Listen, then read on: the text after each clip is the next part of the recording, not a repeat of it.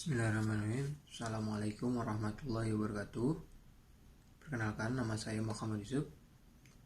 Saya bekerja di PT SAP Semiconductor Indonesia sebagai IT di sana. Kali ini saya akan menjelaskan mengenai mata kuliah materi di mata kuliah bahasa Indonesia ya, terutama mengenai keterampilan berbicara ya. Saya akan coba jelaskan sejelas mungkin tentang keterampilan berbicara. Lalu ini ditujukan untuk memenuhi tugas mata kuliah bahasa Indonesia di Universitas Esa Unggul. Baik, kita mulai saja ya. Keterampilan berbicara. Baik, keterampilan berbicara di sini adalah suatu indikator atau tolak ukur bagaimana siswa atau mahasiswa itu berhasil belajar. Maka ketika kita berbicara, apa yang menjadi pikiran kita, apa yang menjadi gagasan kita itu akan tersampaikan. Maka dari itu, mengapa itu disebut sebagai tolak ukur? Karena ketika kita berbicara, apa yang sudah kita pelajari dan kita sudah belajar di kelas misalkan, itu akan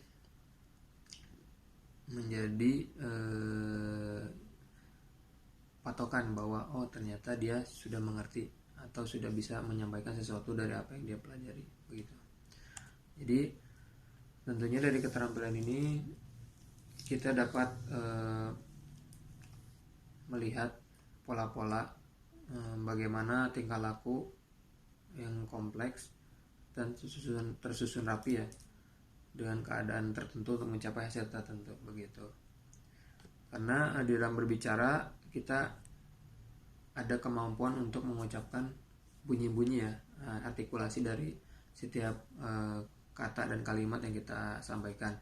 Di situ ada ekspresi, lalu ada pernyataan dalam penyampaian pikiran, gagasan, dan perasaan kita dalam berbicara, begitu ya. Maka ketika kita berbicara itu sangat penting bisa dengan jelas kita sampaikan kepada lawan kita, dalam hal ini pendengar, bahwa apa yang kita sampaikan itu bisa dimengerti, begitu. Itu adalah keterampilan berbicara. Baik, selanjutnya apa itu tujuan berbicara? Tujuan berbicara adalah tentunya untuk berkomunikasi ya. Bagaimana kita tidak tahu untuk berkomunikasi dengan orang lain tanpa berbicara, begitu. Apakah kita hanya diam saja? Kan tidak mungkin, begitu ya. Maka pentingnya berbicara adalah agar kita berkomunikasi dengan orang lain. Tentunya di dalam berbicara ini kita ada penyampaian pikiran, ada suatu maksud untuk memahami makna yang ingin kita sampaikan, begitu. Jadi agar bisa dimengerti oleh orang lain. Maka dari itu tujuan berbicara ya sangat penting untuk ditentukan oleh kita agar kita sebagai pembicara ini dapat memaparkan gagasan yang ingin kita sampaikan ke orang lain. Juga fungsinya ya untuk membangun, mengemas dan menyampaikan ide yang sudah kita buat agar bisa disampaikan di suatu event tertentu, begitu. Jadi dalam pembagiannya tujuan berbicara ada beberapa macam. Yang pertama adalah informatif. Informatif ini adalah tentunya tujuan dari berbicara ini adalah untuk menyampaikan gagasan ya, agar bisa diketahui oleh pendengar, begitu. Jadi ketika kita ingin menyampaikan informasi bahwa misalkan bahwa besok libur, maka kita harus menyampaikan ke lawan bicara kita bahwa besok bisa dimengerti adalah hari libur, begitu. Lalu yang kedua, tujuannya adalah rekreatif berbicara itu. Jadi dari tujuan ini tentunya adalah untuk memberikan kesan untuk menyenangkan seseorang yang menjadi lawan bicara kita atau pendengar kita berbicara. Dalam hal ini contohnya kita melawak begitu ya, lalu ya guyon atau bercanda begitu ya. Maka dari itu tujuan dari berbicara salah satunya adalah untuk rekreatif ya, untuk menyenangkan pembicara diri kita sendiri sebagai pembicara maupun pendengar begitu. Lalu yang ketiga, persuasif. Tujuan persuasif ini untuk membujuk atau menekankan kepada seseorang agar mau mendengarkan atau menjalankan apa yang kita bicarakan, contohnya begitu. Contohnya ketika kita ingin menyampaikan bahwa apa yang dilakukan oleh seseorang itu salah, maka kita harus berbicara secara persuasif. Ketika kita berbicara secara persuasif, maka kita harus bisa membujuk orang itu agar mau mendengarkan atau bahkan melaksanakan apa yang kita sampaikan dari pikiran kita sebelumnya kepada si pendengar tersebut. Baik, yang selanjutnya adalah tujuan berbicara itu argumentatif. Jadi tujuan argumentatif ini ya tentunya untuk meyakinkan pendengar ini, kan karena sifatnya argumen ya, maka ini meyakinkan pendengar bahwa gagasan yang kita sampaikan ini diterima oleh si pendengar ya. Dalam ini misalkan ketika kita berpidato contohnya, atau melakukan kampanye dalam pemilu contohnya, ketika kita tidak menyampaikan atau berbicara secara argumentatif, maka bisa jadi orang akan sulit menerima atau yakin bahwa apa yang kita bicarakan itu bisa diterima oleh pendengar ya. Dalam hal ini ya tadi dalam kampanye itu di muka umum begitu. Lalu apa sih manfaat keterampilan berbicara itu? Keterampilan berbicara manfaatnya sangat banyak. Hampir semua orang-orang sukses ya itu pasti adalah seorang pembicara ya, karena dia pasti dapat menyampaikan apa yang menjadi pikirannya kepada orang-orang di bawahnya agar bisa yakin bahwa apa yang dia sampaikan itu bisa membuat perubahan contohnya. Jadi dari manfaat keterampilan berbicara ya salah satunya ada ya tentunya agar komunikasi efektif ya, karena ya jika kita tidak berbicara, bagaimana kita bisa menyampaikan informasi kepada seorang itu lebih efektif? Misalkan dengan bahasa isyarat sangat sulit ya mungkin ya, mohon maaf. Jadi kalau misalkan kita berbicara itu sangat efektif, bisa langsung diterima atau dimengerti oleh orang lain bahwa apa yang kita sampaikan ini tujuannya begitu. Lalu yang kedua ya bisa melancarkan pertukaran informasi ya. Jadi apa yang kita sampaikan ini bisa lancar gitu. Jadi kita bisa mendapatkan timbal balik dari orang yang kita ajak bicara, ataupun si pendengar pun bisa mengetahui apa yang kita ingin sampaikan begitu. Yang ketiga, menambah kepercayaan diri dan kepercayaan terhadap orang lain contohnya. Jadi jika kita berbicara tentunya apalagi di depan umum itu dapat meningkatkan kepercayaan diri kita. Lalu apabila kita berbicara dengan orang lain, kita bisa dipercaya oleh orang tersebut begitu. Tentunya dengan manfaat keterampilan berbicara ini kita punya poin yang lain ya, setelah yang poin sebelumnya saya sampaikan, yaitu kita mempunyai wibawa atau karisma, bahwa ternyata si pembicara ini sifatnya seperti ini contohnya begitu. Salah satu faktor yang lain ya untuk mempermudah kita mendapatkan pekerjaan ya, karena jika kita tidak berbicara, bagaimana kita berkomunikasi dalam pekerjaan begitu. Lalu juga tidak kalah penting adalah menambah level atau value atau nilai kita dalam diri sendiri ya begitu. Jadi keterampilan dalam berbicara itu satu kelebihan yang dapat kita manfaatkan dalam berbagai hal begitu. Baik, selanjutnya kita akan ke hal-hal yang harus dikuasai dalam keterampilan berbicara. Jadi pada prinsipnya pembelajaran berbicara itu ada prinsip-prinsipnya ya gitu. Yang pertama, pembelajaran berbicara yaitu harus ditujukan untuk membentuk kematangan psikologis dalam hal berbicara begitu. Jadi bagaimana dia dapat berpikir dengan bagus, bagaimana dia dapat mengambil keputusan dengan tepat, itu dari berbicara kita bisa nilai begitu. Lalu pembelajaran berbicara harus melibatkan orang tersebut secara langsung dalam berbagai konteks, karena kita harus tahu bagaimana setiap individu itu berbicara di dalam berbagai konteks begitu. Yang ketiga, pembelajaran bicara harus dilakukan melalui pola pembelajaran yang interaktif gitu. Karena ini sangat penting. Jika tidak interaktif, maka kita tidak bisa menggali potensi dalam keterampilan berbicara. Lalu selanjutnya, pembelajaran berbicara harus dilakukan sekaligus dengan membekali strategi berbicara. Contohnya, jika kita berbicara mendadak, bagaimana kita dapat berbicara dengan baik begitu.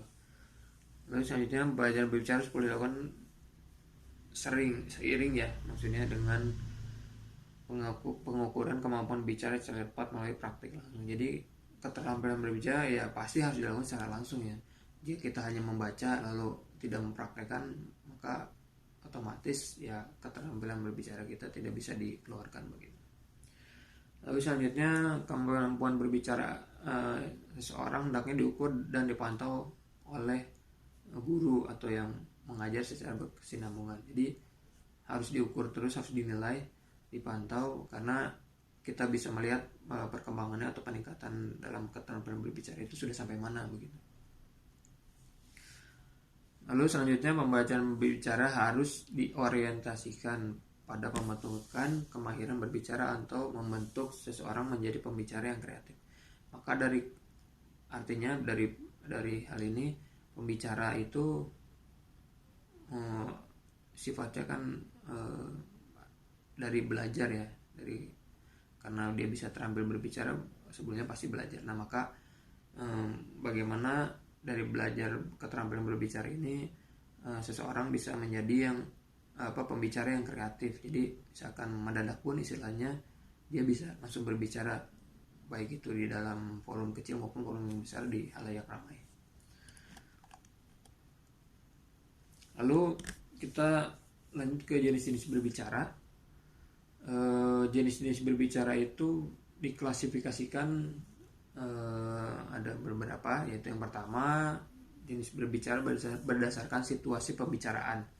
Contohnya situasi formal dan informal. Maka bahasa-bahasa atau kata-kata, kalimat-kalimat yang disampaikan itu tentu berbeda ketika kita menyampaikan di formal maupun informal.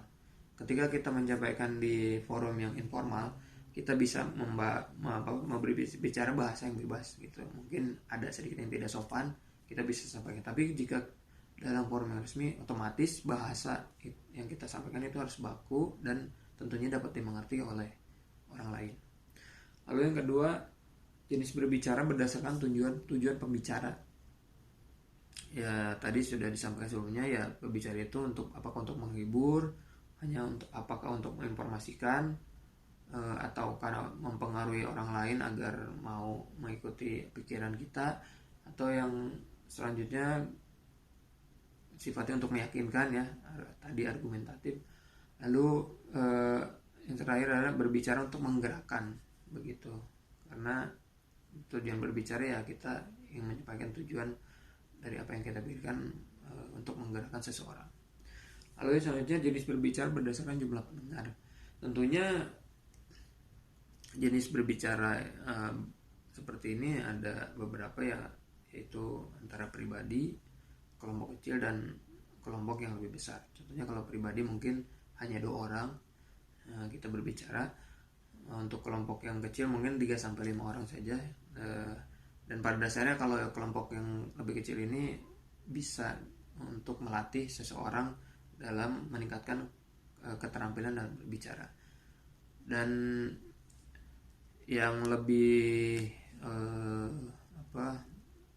meningkat lagi levelnya adalah keterampilan berbicara di hadapan pendengar yang jumlahnya sangat besar. Contohnya pidato, lalu dalam upacara begitu, atau dia sebagai pemandu acara, karena dia jika tidak mempunyai keterampilan berbicara, bagaimana dia bisa membawakan acara dengan sangat menarik ketika dia tidak bisa berbicara hal-hal yang kreatif begitu. Lalu jenis bicara berdasarkan peristiwa khusus. Contohnya ada di tadi pidato, presentasi, ada acara perpisahan, penyambutan, atau yang misalkan pengumuman ya di nominasi misalkan begitu. Lalu selanjutnya jenis berbicara berdasarkan metode penyampaian, yaitu ada metode secara mendadak, ya tentunya tidak ada persiapan sama sekali, maksudnya mendadak itu ya spontan begitu ya. Lalu tanpa persiapan, ya tentunya kalau ini mungkin tanpa persiapan tapi mungkin masih ada waktu untuk bersiap begitu. Lalu selanjutnya untuk metode yang lainnya membaca naskah. Kalau membaca naskah biasanya ini dilakukan oleh orang-orang yang dalam posisi penting, contohnya untuk menyampaikan kebijakan dalam perusahaan, dalam pemerintahan, dalam suatu negara, agar kata-kata yang dia sampaikan itu ya tersusun secara rapi, agar tidak ada misalkan kata-kata yang bersifat memojokkan begitu ya, akhirnya menyudutkan pihak-pihak tertentu misalkan begitu ya. Lalu ada metode menghafal. Nah, metode menghafal ini mungkin sangat-sangat tingkatannya tinggi ya, karena maksudnya tingkatan tinggi ini dia mungkin menghafal semua teks yang dia buat begitu. Tapi kalau menghafal ini biasanya dia sifatnya kadang membosankan, karena kan yang disampaikan yang dihafalkan. Tapi kalau misalkan dihafalkan hanya kerangkanya, lalu langkah apa saja yang akan dia sampaikan, poin-poinnya begitu. Nah setelah itu dia sampaikan lebih kreatif lagi, misalkan dari yang dihafalkan ditambah kembali dengan tujuan agar si pendengar ini tidak merasa bosan atau tetap mendengar apa yang kita sampaikan begitu. Lalu faktor apa yang mempengaruhi kemampuan berbicara gitu? Faktor-faktor yang memberi kemampuan berbicara ada beberapa. Pertama, kepekaan terhadap fenomena. Misalkan fenomena saat ini apa yang sedang viral, apa yang sedang viral ya, itu sampaikan di keterampilan berbicara. Faktor ini yang mempengaruhi kemampuan berbicara kita. Karena ketika kita peka terhadap suatu fenomena, ya mungkin kita punya ide, oh ini yang akan kita bicarakan, atau ini yang akan saya sampaikan di forum ini misalnya. Lalu kemampuan kognisi dan imajinasi. Faktor ini mempengaruhi kemampuan berbicara karena si pembicara yang bagus itu akan mampu menentukan kapan ia menggunakan kognisinya atau kapan ia harus menggunakan imajinasinya begitu. Nah ini sangat bertujuan dengan maksud saya sangat berhubungan dengan tujuan pembicaraan yang akan ia lakukan nantinya begitu. Lalu faktor yang mempengaruhi kemampuan bicara itu kemampuan si pembicara mengemas ide dengan bahasa yang baik dan betul, ya benar ya. Dalam kaitannya dengan faktor bahasa ini, pembicara seharusnya menguasai seluruh tataran linguistik ya, dari fonem hingga semantik pragmatik, sehingga ketika dia menyampaikan ide tersebut disampaikan secara tepat dan makna dan kondisinya juga tepat juga begitu.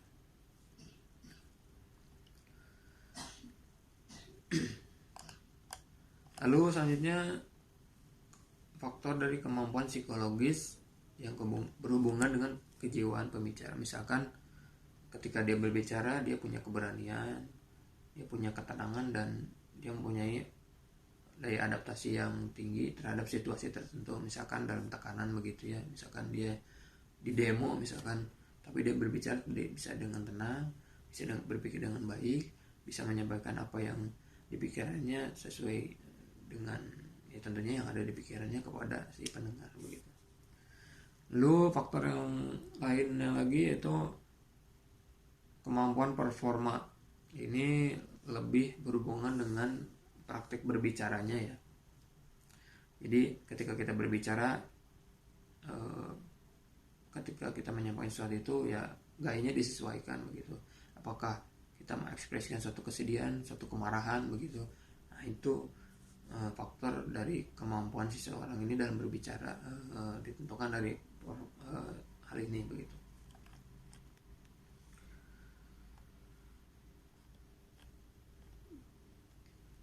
Lalu ada lagi faktor lain yang sebagai penunjang keefektifan berbicara, yaitu ketepatan dalam pengucapan. Lalu penempatan bagaimana tekanan nada dan durasinya, lalu pilihan katanya apakah sudah tepat.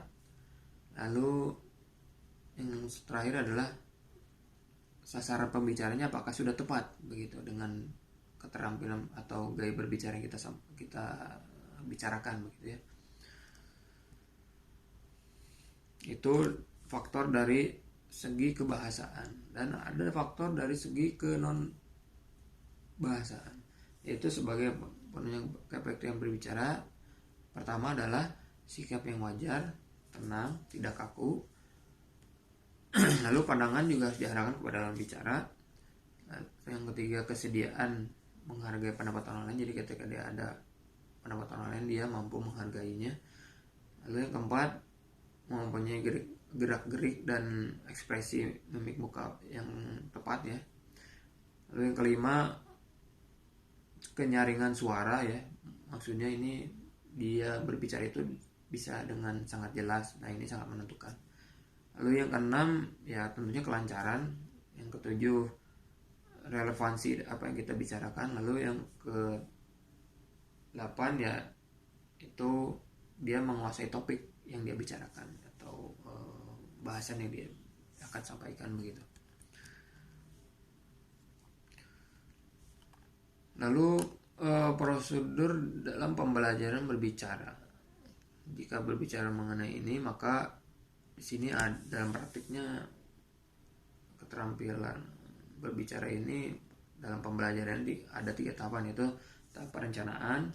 Itu tentunya kita harus mampu membangun ide dalam pikiran kita, apa yang ingin kita sampaikan dalam hal berbicara begitu. Misalkan kita ingin menyampaikan ide yang ada di pikiran kita, ya kita sampaikan dengan rencana yang matang, apa saja sih yang harus kita bicarakan di dalam forum tersebut. Lalu pemilihan ya, dalam tahap pemilihan ini tentunya ini di sini kita harus melakukan aktivitas mental untuk mengembangkan dan mengemas ide tersebut. Jadi tanpa ada tahap pemilihan ini, otomatis kita akan sulit ya ketika berbicara di depan orang, apalagi di depan orang yang banyak. Jadi aktivitas mental ini sangat penting untuk kemampuan kita dalam pembelajaran berbicara. Lalu yang selanjutnya yang terakhir ya, ini tahapan dalam pemproduksian. Ya otomatis ketika kita dalam tahapan ini ya kita harus berbicara secara langsung ya, jangan hanya di konsep, tapi kita langsung berbicara bahwa dengan ini kita dapat mengetahui bagaimana cara berartikulasi atau pengucapan ya dengan tata bahasa yang tepat. Lalu di sini juga ada keterampilan fasilitas dan kompensasi ya. Pembicara dapat memfasilitasi produksi ujaran mereka ya dengan menyederhanakan struktur atau menggunakan ellipsis begitu. Jadi kita dapat mempromosikan ekspresi kita, penghilangan kesan kita sedang ragu-ragu gitu ya. Lalu untuk keterampilan komunikasi digunakan pembicara itu ketika ada sesuatu yang tidak tepat dalam pembicaraan mereka, atau mereka sedang berpikir sesuatu untuk mengatasi kesulitan. Ya, mungkin ini materi dari keterampilan berbicara bahwa dan juga hal-hal yang harus diperhatikan dalam keterampilan berbicara. Semoga dapat bermanfaat ya, dan kita juga bisa berdiskusi nanti lebih lanjut mengenai keterampilan berbicara ini di dalam forum yang lain. Ya, mungkin itu saja. Terima kasih. Wabillahi taufiq wal hidayah. Wassalamualaikum warahmatullahi wabarakatuh.